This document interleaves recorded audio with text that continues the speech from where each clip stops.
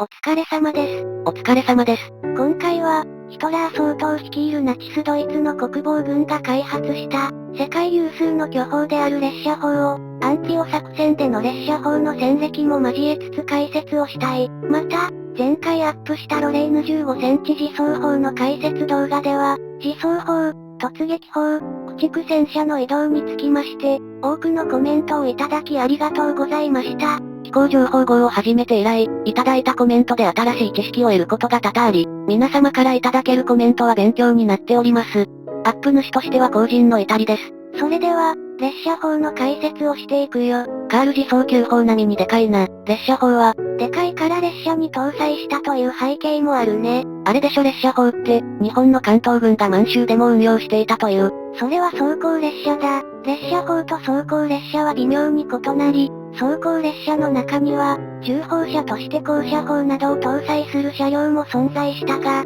基本的には、走行列車は、鉄道網を防衛する目的のもと、列車砲と比較して小口径の火砲や機関銃などで武装した列車であるのに対し、列車砲は、走行列車とは比較にならないレベルの重砲を備え、この重砲を移動させることを目的に列車砲化されたと言っても過言ではない兵器だ。ちなみに、大日本帝国陸軍が運用した列車砲についても、本動画の中盤で言及する予定だ。列車砲と聞くと、パリ砲が思い出されるな。第一次世界大戦における列車砲の中では、名前のインパクトもあり、パリ砲が特に有名かもしれないね。列車砲の起源に関し、一説には、南北戦争まで遡るそうな。アメリカの南北戦争か。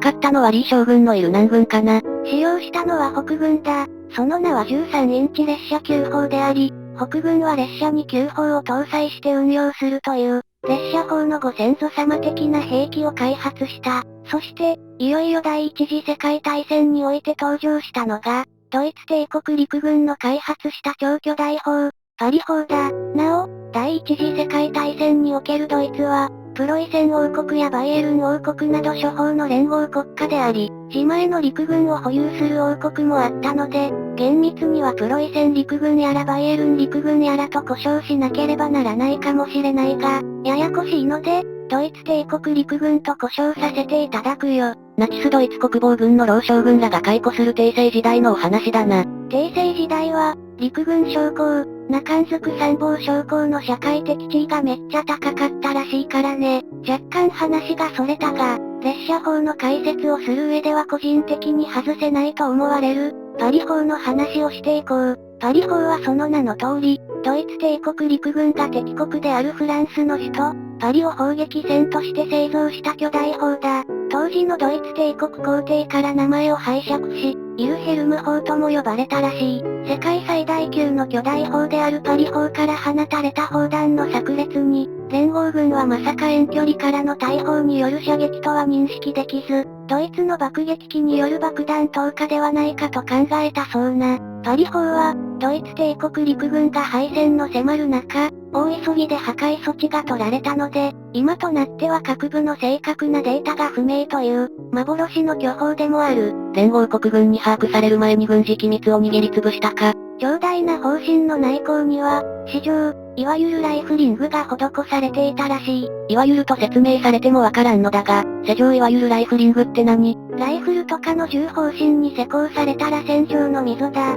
この螺旋状の溝によって弾丸を旋回させて直進性を高める効果がある。パリを目標にしたこんなでかい火砲の砲身にライフル状の螺旋があったの？そうなんだ。市場の効果により巨大な砲弾は旋回したので、その射撃力は向上したんだが、いかんせん砲弾が大きく、一発射撃するたびに市場は摩耗したので、砲弾も砲身の市場の摩耗を考慮して微妙にサイズの異なる砲弾を製造し、射撃ごとに砲弾のサイズを調整しながら使用していたらしい。サイズの異なるその砲弾、作るのめんどくさそうだな。さて、第一次世界大戦がドイツの敗北で終結後、欧州戦線の緊張感からは遠く離れていた、ある島国も、列車砲の重要性にようやく気づき、開発に乗り出すことになった。欧州戦線から遠く離れていた島国って、日本だ。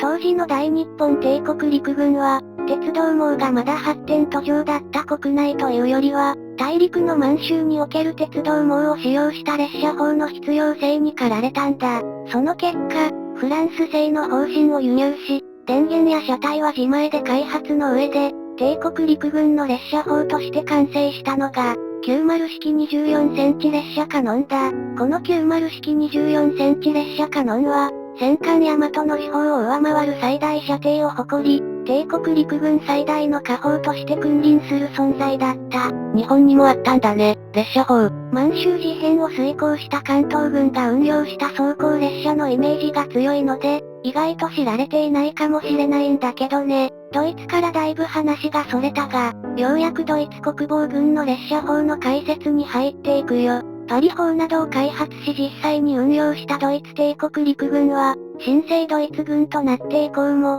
エルサイユ条約により列車砲の開発は禁止されたので、連合国の監視をかいくぐりながら、細々と開発を続けざるを得なかった。戦車と全く同じじゃないか。ヒトラー率いるナチスが政権を獲得すると、再軍備宣言によりエルサイユ条約のタガが外れたので、ドイツ国防軍は、それまでの開発実績をベースとして、急ピッチで列車砲の開発と生産に走ることになる。その結果、いくつかの列車砲が誕生するんだが、その中でも、この動画では、アンティオ上陸作戦で連合軍を震撼させた28センチ列車砲計5と、世界最大の巨砲である80センチ列車砲を取り上げたいと思う。アンティオ上陸作戦って何？アンティオはイタリアの地名なんだが、第二次世界大戦で、連合軍がアンティオなどに上陸して、ローマに通じる進撃を目標とした作戦を実行したんだ。当時のイタリア戦線では、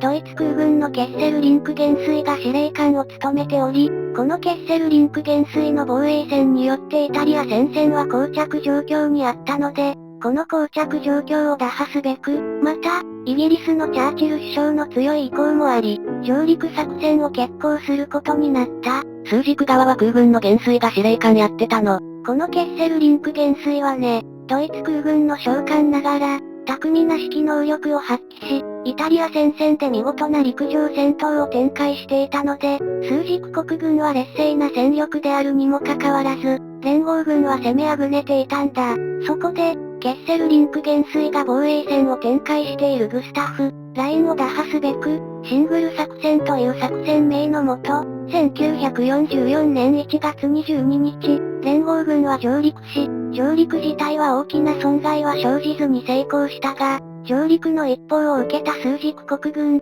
特にドイツ国防軍の諸師団はアンティオ付近に殺到し、上陸してきた連合軍を包囲する形勢を見せた。やばいな連合軍。上陸には成功した連合軍と、迅速に増援部隊を集結させた枢軸国軍との間で、戦況は一進一退を見せたが、その局面で連合軍の海岸歩に巨弾の砲撃を浴びせたのが、ドイツ国防軍の列車砲である28センチ列車砲計5だ。28センチ列車砲計5は、パリ砲の製造経験もあるクルップ社により製造された列車砲だ。軍用の列車砲ではあるが、戦場での運用を考慮して、民間の鉄道路線を走行できるように設計されており、その最大射程は6万メートルを超えたという、対外的にドイツ国防軍の武力を宣伝する目的の色彩が濃い列車砲の存在した中で、28センチ列車砲計5は実用色の濃い列車砲と言えるもので、その性能は優秀だった。結果として25門が製造されたが、アンティオ上陸作戦で、連合軍の海岸歩に砲撃を浴びせたのは、このうちの1門である、レオポルトと命名された列車砲だ。この規模の火砲から射撃されたら海岸歩はひとたまりもないだろうな。次に、世界最大の巨大さを誇った、ドイツ国防軍の列車砲である80センチ列車砲、通称グスタフとドーラの話をしよう。80センチ列車砲は2門のみなんだね。なんで通称がグスタフとドーラなの？グスタフはクルップ家の当主にしてクルップ社会長のグスタフ・クルップから、ドーラは設計主任の配偶者の名前から取られたらしい。なるほど、関係者の名前から取られたわけか。ちなみにグスタフ・クルップはクルップ家当主としては4代目な。その情報には興味ないわ。ちなみに入り婿としてクルップ家の当主になったんだよ。もういいわ。80センチ列車砲は、そもそもの製造目的が、カール自走球砲と似てるんだが、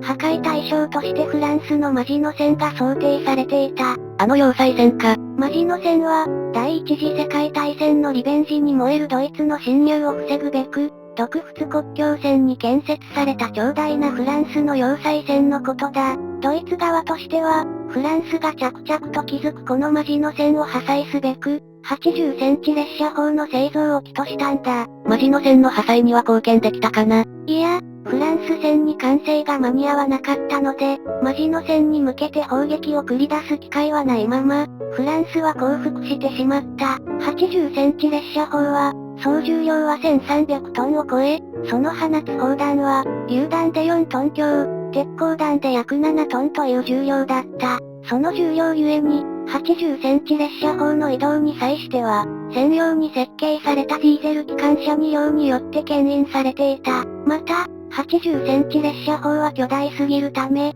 これを運用する人員も多大なものだった。具体的には、ドイツ国防軍少将が指揮する数千人の要員が動くことで、運用が可能だったらしい。もはや一つの旅団か師団だな。80センチ列車砲の戦歴として特筆すべきは、対ソビエト連邦軍の戦闘である、クリミアの戦いでの活躍だ。セアストポリ要塞の包囲戦に投入された80センチ列車砲は、ソ連軍の各要塞にその巨弾を撃ち込み、同軍の地下弾薬庫を破壊に至らしめるなどソ連軍に著しい損害を与えた。さて、以上の通り、列車砲の解説をしてきたが、戦車や航空機を中心にした本チャンネルの機構情報5チャンネルだけでなく、大日本帝国陸軍や特別高等警察、ドイツ国防軍の軍人、作戦、教育などの解説チャンネルである、秋田号というチャンネルもやっているので、概要欄にリンクを貼っておくので興味のある方は機構情報号のチャンネル登録だけでなく、秋田号もご覧ください。画像の動画は、大日本帝国陸軍が訓練中の雪山で世界最大級の山岳遭難事故を起こした歴史的事件、八甲田山雪中行軍遭難事件を解説した動画です。映画にもなった悲惨かつ大規模な遭難事件だな。雪山で遭難という極限下の状況で、部隊を指揮するリーダーの能力と決断力がいかに重要か、貴重な示唆を与えてくれる事件でもある。また、豪雪地帯に駐屯する部隊が豪雪に遭難した理由や、部隊が取った選択が最悪の結果を招く過程を、少し生々しいかもしれないが解説をしております。ここまで見てくれた人、ありがとう。機構情報号と秋田号のチャンネル登録をよろしくお願いします。